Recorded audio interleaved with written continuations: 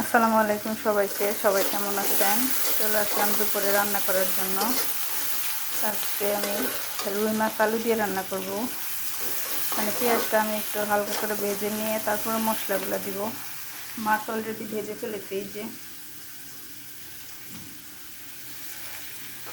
তো এখানে আমি সব আইটেমের গুঁড়া মশলাগুলো দিয়ে পেঁয়াজটা মশলাটাকে কষিয়ে নিতেছি। মশলাটা কষানো হলে তারপরে আমি আলুগুলো দিয়ে দিব। তো এই যে মশলা কষায় আমি আলুগুলো দিয়ে দিছি। পনিরটাকে একটু ঢাকনা দিয়ে ঢেকে দিব।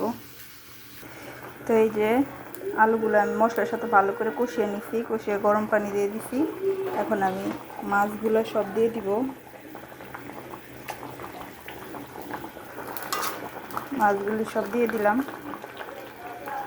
এখন ঝোলটা আর একটুখানি শুকালে তারপরে আমি হালকা করে জিরা ফাঁকি দিয়ে দিব।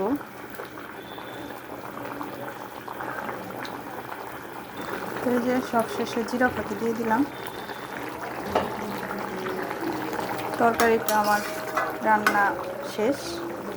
তো রুই মাছের এই তরকারিটা আপনাদের রান্নাটা কেমন হয়েছে সবাই কমেন্ট করে জানাবেন।